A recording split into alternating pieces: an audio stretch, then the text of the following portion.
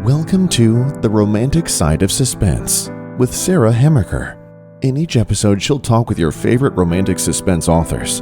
They will take you behind the scenes of the writing process, giving excerpts from their writing, and share stories about their writing life. Hello and welcome to The Romantic Side of Suspense. I'm your host, Sarah Hemmerker, and I'm so glad you joined me. This episode, you're going to hear about this month's new releases in Christian romantic suspense.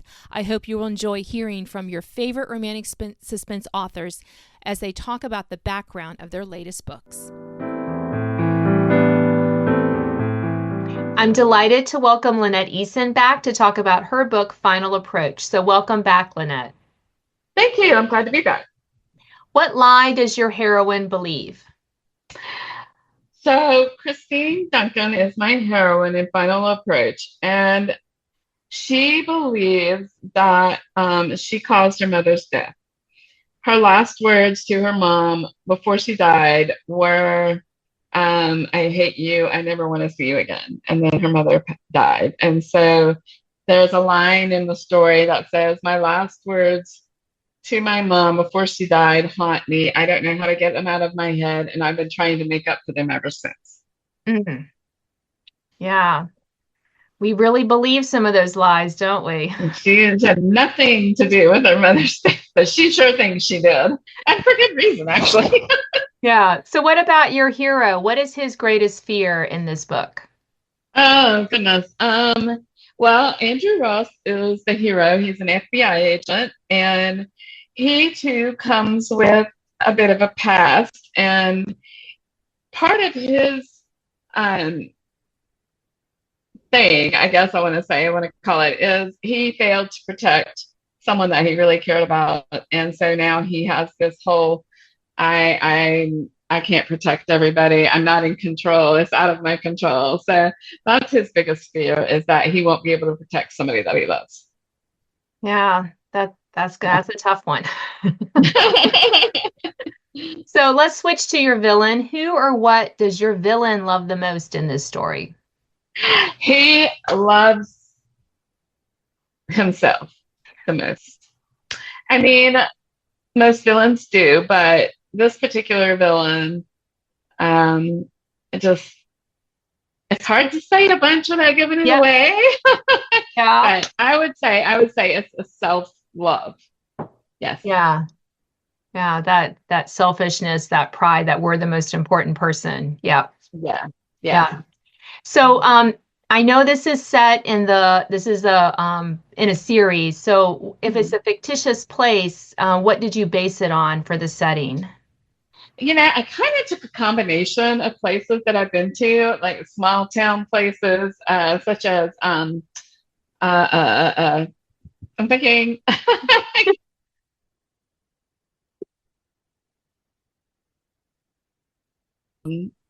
but I set this lake city next to, sort of not too far from Asheville. But so then there's Lake Lure, which everybody can relate to now because it's been in the news from Helene so much. Blowing Rock. I mean, I've been to all these lovely small town North Carolina towns, and I just kind of picked the things that I liked about each one and made it into this one. I love that. I love how we can kind of cherry pick those. Yeah. Yeah. So what was the hardest part of writing this book?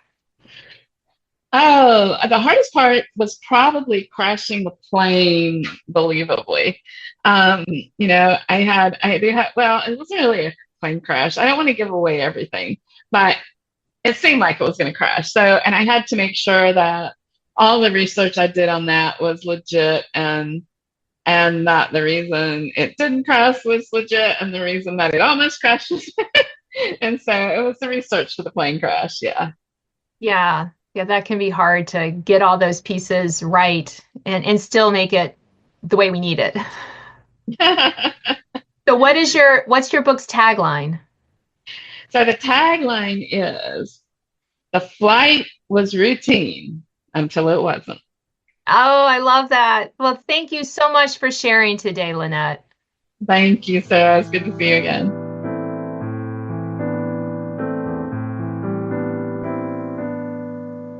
It's always a pleasure to talk with my next guest, Danielle Grandinetti, about her latest historical romantic suspense, The Recluse's Vindication. So welcome back, Danielle. Thanks for having me, Sarah. So what past experience has had the most impact on making your heroine who she is today in your story? So The Recluse's Vindication is a reunion romance, and the two main characters have been separated by a traumatic event that happened 16 years ago. So that event itself is the foundation of what made my character who she is. It was a, hang on. Of course, motorcycles go by. Yeah. The event was what shaped both of them in who they became. And for her, it damaged both her reputation, it stole her dreams, and she lost her best friend all in this one moment. Oh, yeah. I bet that there's some vindication coming, eh? Yeah. Yes. What about your hero? What's holding him back from finding love in this story? The same thing. So the event itself was him rescuing her from attack, but in the rescue, he ended up killing the person who attacked her. And feeling this burden of blood on his hands, it propelled him down a dark path of doesn't care if he lives or dies. Like, romance is the last thing in his mind, and if ever there was a girl, it would be the girl he saved, his childhood friend. But he's in hiding, going undercover to rescue children out of Nazi Germany. So, yeah, romance is not on the table. So, what about? Yeah, I think that might change, but I won't give anything away. What motivates your villain in this story? So I chose this question because it's a complicated one. Most romantic suspense has that one villain who's chasing the hero or heroine. In this particular one, the villain himself is actually behind the scenes, and he sends basically bounty hunters after the hero because it's the father of the son who died. And by the heroine finding the hero again, she leads danger right to him. And that is how the story begins. So what about right the into story? The action? Yeah, well, of course, this is romantic suspense, no matter when it's set. So what was it about this setting that made you want to pick it for the story? So the Recluse's Vindication is part of a multi-author, multi-genre series, and the basis of it is 14 houses all set along the same road called Heatherwind. Each house has a different story, a different genre. Some are contemporary, some are historical, some suspense, some not, some romance, some not.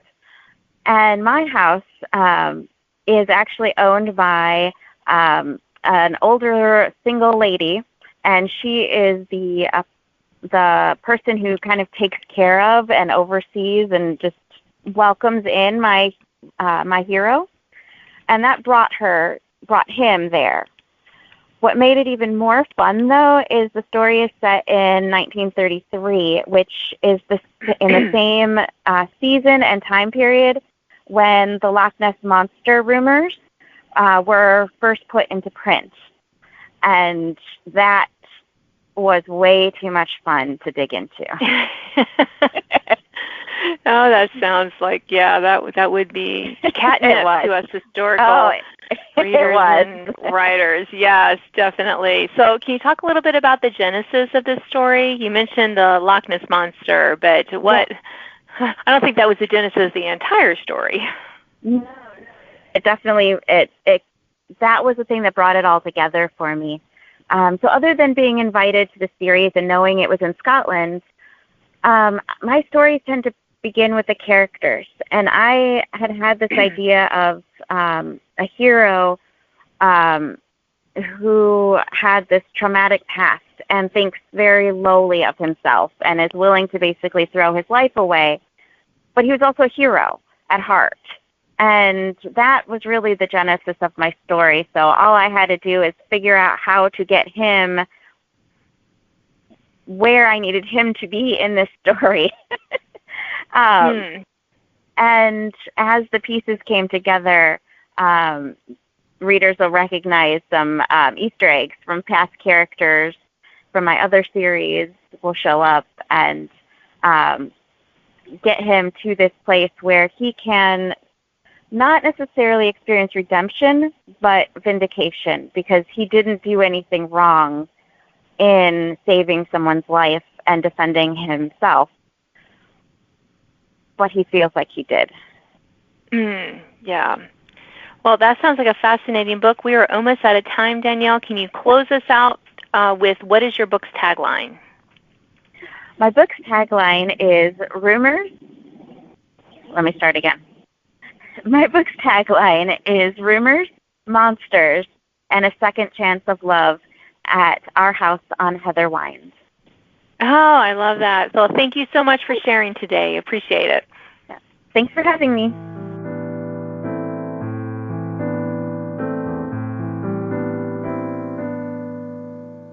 I'm delighted to welcome Jennifer Pierce to my show. She's going to talk about her recent release, Trail of Suspicion. So welcome to my show, Jennifer. Thanks for having me. So who is the most important person in your heroine's life in this story? The heroine, her name is Aurora, but she goes by Rory. The most important person in her life is her father. If you've read the blurb, you know her mom disappears when she's younger, and the town blames her father, and so she spent a lot of time taking up for him and believing in him, and now she's come back home because he's got an illness. So he's the most important person to her. And then, of course, there's Moose, the canine, but you said person, not animal. Yes. Yes, dogs, animals are important, but yeah, we're gonna focus on people for that question. So thanks for sharing. And what about your hero? What is his greatest fear in this book? In this book, his greatest fear is making the wrong decision because Rory blames him for the town's focus on her father when her mother disappeared because he overheard an argument between the two in which turned the sheriff's attention towards her dad. So, he did what was right, but it still had that bad effect on Rory's life. Yeah. Well, sometimes we do the right thing, and it still can feel like the wrong thing to somebody. Yeah. So, what about your villain? Who or what does your villain love the most in this story? He and or she. I'm not going to tell you which. Okay. Their thing they love the most is themselves. Everything that they do is to protect themselves because they are important. Everything is about them. Yeah, that can definitely get us into some trouble. Greed and pride and... Yeah, all those can get all twisted together. So let's switch to the setting. If this is a fictitious place, what did you base it on? It is a fictitious place. I live in Arkansas, so I based it on the Boston Mountains area of Arkansas. In the book, I do reference the Big Trail Scenic Byway that travels through the Ozark National Forest in the Boston Mountains. It's just this amazing, beautiful scenic highway, trees and foliage, and I think I was looking online, and it's like number 2 best drive, and the motorcyclists love it. My dad drove it all the time. That was just a way to chill out and relax, was on the Big Trail. I love it that we were able to take some of the real stuff, but then get that little fictitious, because, we have to change things sometimes. So it's helpful. Yeah, I don't like when we can throw in some real stuff, but I don't want to do too real, because then I don't want to be like, oh, she got that wrong. Yes, yeah, I totally understand. So what about this particular story made you have to write it? I wanted to do a canine story, but I wanted to do something that's a little bit different. You always see the canine working dogs. You've got the bite dog, you've got the sniffer dog that's looking for drugs or even missing people, but I don't remember ever reading a book about a cadaver dog. So I thought it would be interesting to do, a twist on the normal working canine dog. Yeah, I love it. Let's go something a little different on that. So what about, we're going to close our short time together with, what is your book's tagline? The tagline is, uncovering buried secrets could be fatal for a canine and his handler. Ooh, I love that. Thank you so much for sharing about Trail of Suspicion with our listeners today. Thank you for having me.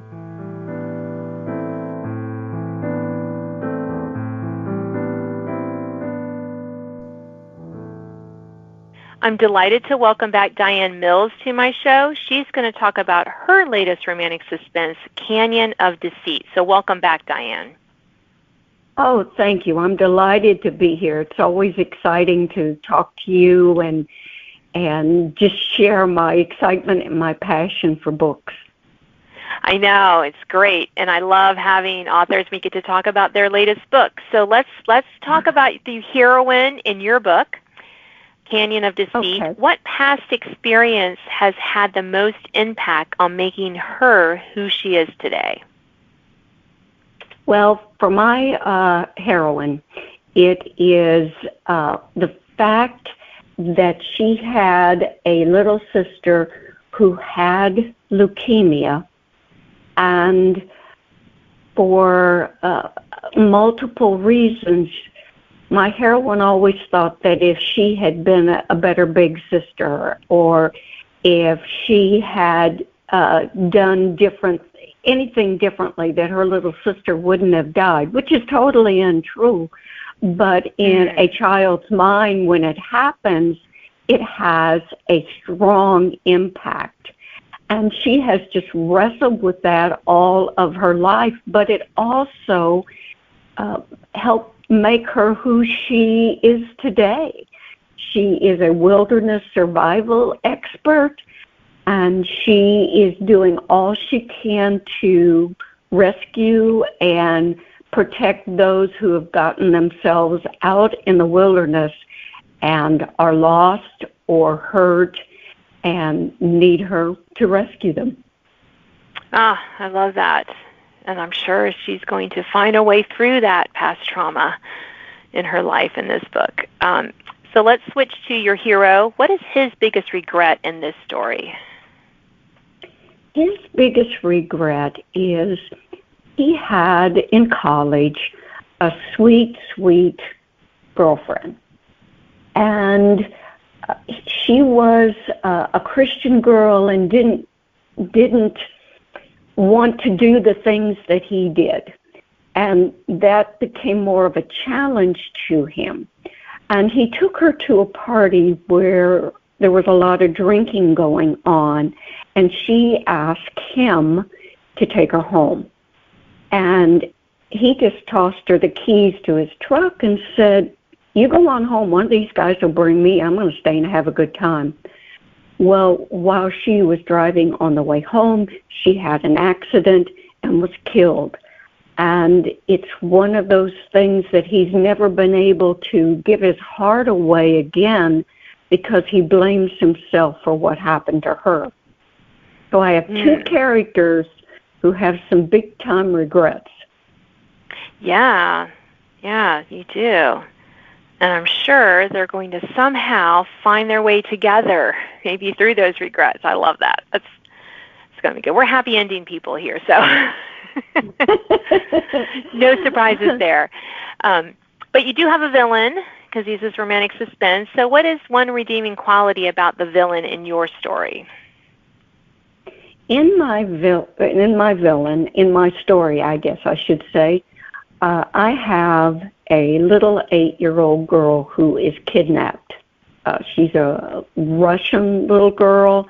Her father is a professor, and she is kidnapped to get him to do some things that he refuses to do.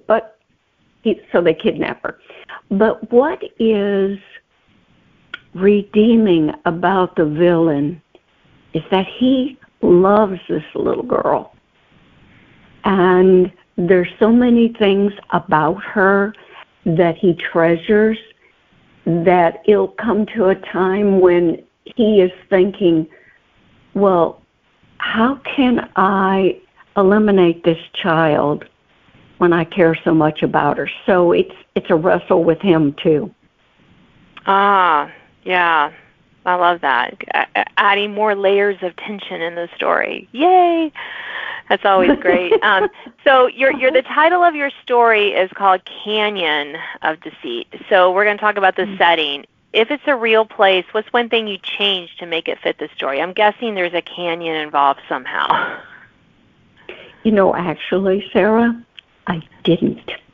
I went to the Guadalupe Mountains, which are in West Texas, but you have to go into New Mexico to get to the Texas side of these mountains. And it's off the grid. It's desolate. There is a very, very, I hate to use barren place called Dog Canyon. And the more research that I did on the place, the more I knew I've got to go there. I've got to see this. I've got to put my feet on the ground, see what kind of landscape it is, and that's what I did.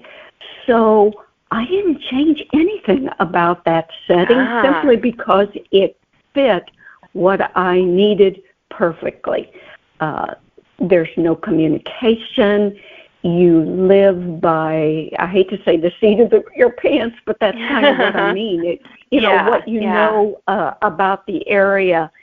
And it is certainly very difficult to get into and very difficult to get out of. So that's what I chose. On my, I have a Pinterest board for Canyon of Deceit, and I put a few of the pictures in there just to show how beautiful it is, but how incredibly dangerous, unpredictable, and yet you respect what God has done there. It is just, I love researching setting, and this didn't fail me. It sounds beautiful. And deadly, for our purposes, one or the other. So, it sounds like your story has a lot of tension and things like that. What is the underlying positive message of this story, though? That children are our most priceless possession. They are a treasure, and they should be loved, nurtured, and protected at all costs. No matter what the sacrifice, a child always comes first. And that is what sparked me, the idea of what this story is about and how one child can make a difference in so many people's lives. Oh, I love that. Well, we are almost out of time. DiAnn, can you close with what's one thing you want readers to know about Canyon of Deceit? It's exciting. I believe it's unpredictable. And I want to hear from readers after they read the story what their thoughts are. They're going to show you, the story is going to show you that God is there. God never abandons us. That is such a powerful message. Well, thank you so much for sharing about your book on my show today. Oh, thank you, Sarah. It's been an honor.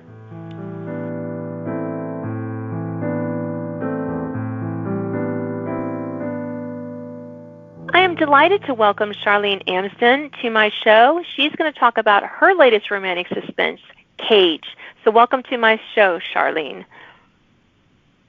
Hi, and thank you for having me. This is exciting. Now, we're going to dive right in with the heroine. What past experience has had the most impact on making her who she is today? Trina is an investigative reporter, and she moved to Cedar Haven, Washington, to get away from a Miami drug syndicate who had made it clear she would be healthier if she went somewhere else. So she took a job at a local TV station in Cedar Haven and swore that she was done doing investigating, just finished with all intrigue and conspiracies. And then she got bored. Yeah. Well, that happens. That's where the book starts. Yeah. So let's talk about your hero. I love that you got answered this question, Charlene. It's one of my favorites. If your hero could have a superpower, what would it be? Kage has a superpower. Ooh, he trusts okay. in the Lord. He trusts in the Lord and leans on Him for wisdom and guidance. Kage is the moral compass of the True North Brotherhood, and he's going to be the center of the entire series, even though each book will be a standalone. Okay. Kage is their pastor. He is their leader. And his superpower is that he stands firm on the Lord. Doesn't mean he doesn't make mistakes, but he always comes back to the Lord. And I wish that was my superpower, but I always I love that you made that a superpower. That's great. That's a good twist on that. Thank you. That's fun. So we write romantic suspense, Charlene. So what can you tell us about why you decided to make this particular person the villain? Okay. I have to be really careful what I say here because the villain comes kind of as a surprise, although I lay the groundwork for it. I'm going to say that one of my early readers called him creepy. And as a writer, it's always nice to know when you've pulled something like that off. Yeah, definitely. My villain has a very overinflated sense of himself.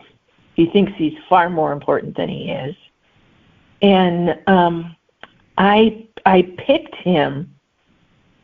Well, I didn't pick him. I created him. I knew who my villain was going to be and why. And I can't say that, otherwise it's a spoiler. Okay, but there are members of my family who love watching and reading true crime stories. Mm-hmm. So when I wanted to make this guy creepy, I started making phone calls. What's creepy?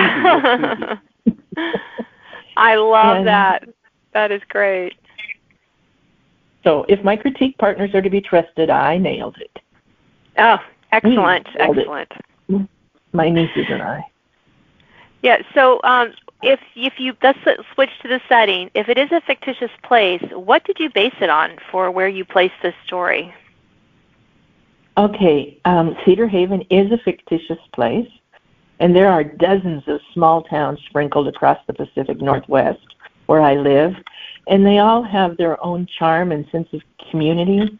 So I just sort of stole bits and pieces of all the places I've been, and I knotted them together to make Cedar Haven. Nice. And what about the genesis of Kage? Where did you come up with the story? That's the most interesting part of this story.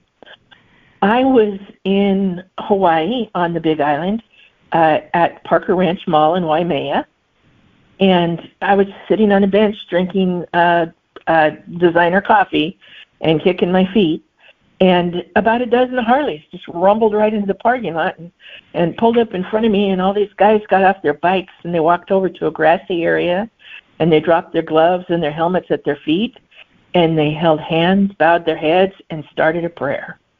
Oh, my goodness. And my brain immediately went, that is the beginning of a story. Yeah. So I made one. Yeah. I didn't go ask them theirs because it wouldn't have been the same. Oh, but they all had Christian Bikers Association across the back of their vests. Oh, yeah. Cool. I love how when we can just take those little pieces of life and just use it to spark our imagination. That's one of the fun things I think about writing. Me too, and I do it a lot. I am a people watcher. If you ever see me just sitting doing nothing in a crowd, know that I'm taking mental notes. Excellent. Well, we are almost out of time, Charlene, for this short, quick takes, but what's one thing you want readers to know about Kage? Boy, I wish we could all be Kage. Kage is honest, Kage is true, and the reason that he's honest and true is because in his youth he wasn't. And he's making up for past regrets. This is a redemption story. And for me, it was pretty powerful. I believe the Holy Spirit wrote this book. So, it's to tell this story. Yeah, well, thank you so much for sharing about your book on my show today. Well, thank you for letting me, Sarah. This was fun.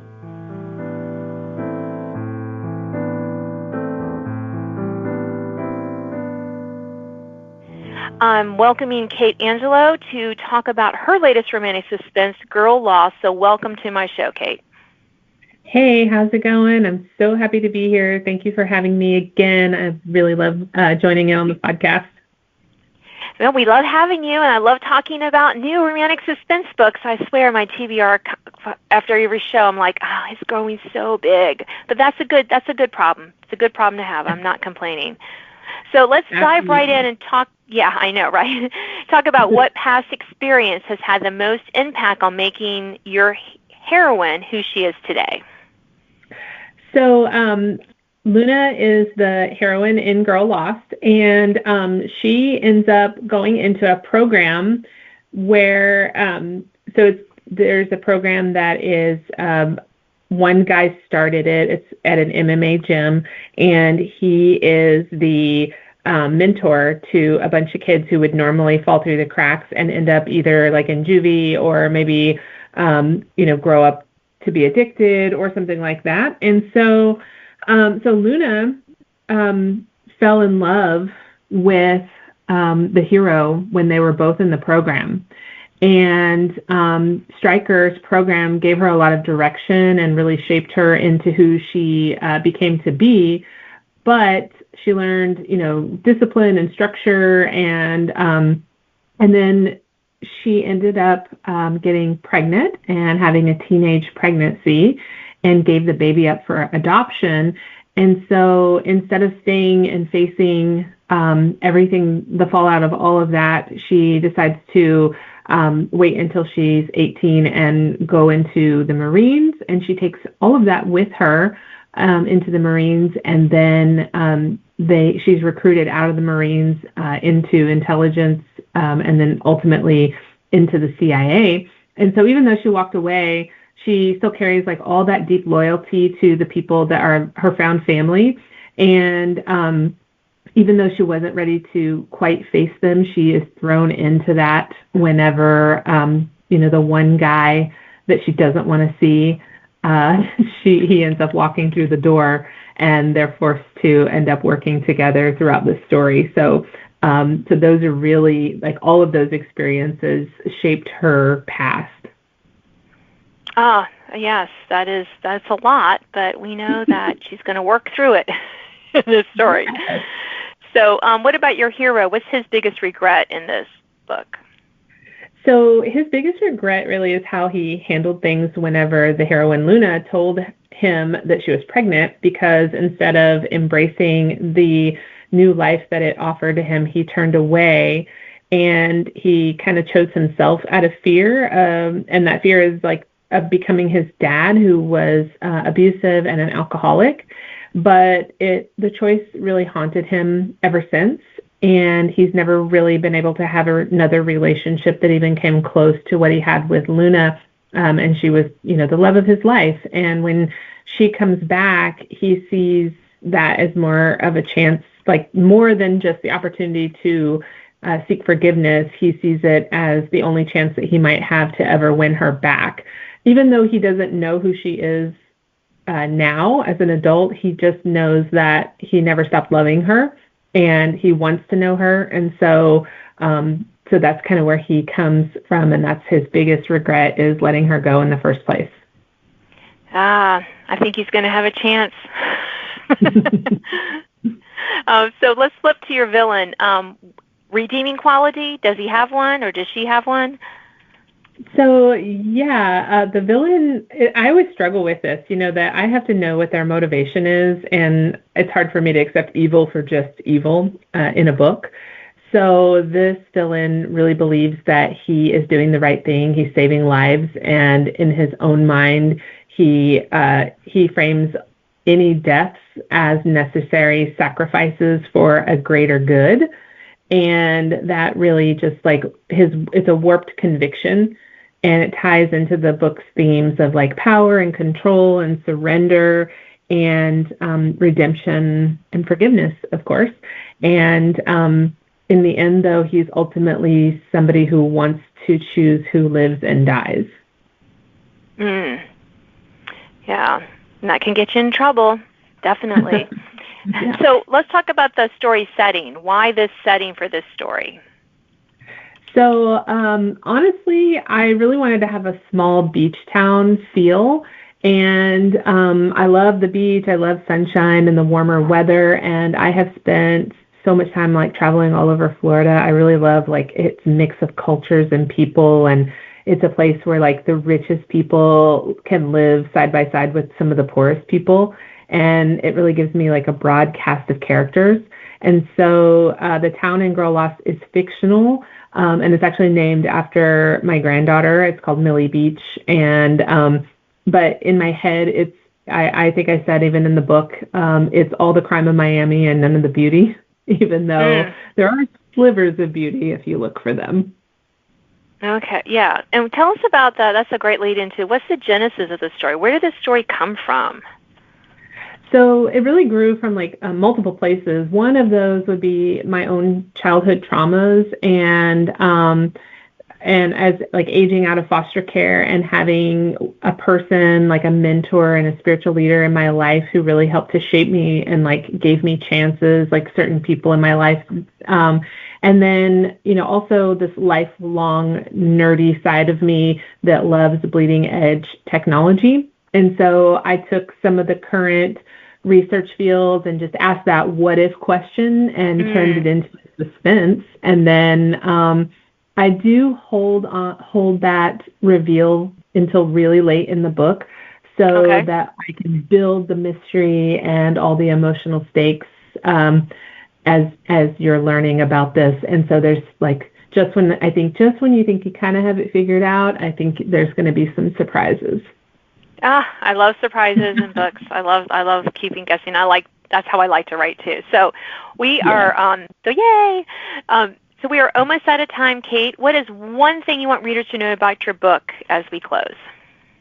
So at its core, I would say that Girl Lost it's about redemption and the family that we choose. The title really comes from the parable of the lost sheep. The picture of a shepherd willing to leave the 99 to search for the one who's wandered. And that theme really runs through every layer of the story. So, Stryker built his warrior program to bring teens in that the world had given up on and to give them a new beginning. So it's his way of going after the one. And, Corbin, he refuses to walk away from this case where there's a missing teen and most people would just write her off as a runaway, but he keeps investigating anyway. So he keeps going after her. And then Luna, she just longs to find the daughter that she gave up for adoption. And through it all, God never stops pursuing gently and drawing the characters back into the fold. So it's a story about what happens when we stop running and when we let ourselves be found and allow God to redeem the story that we thought was over.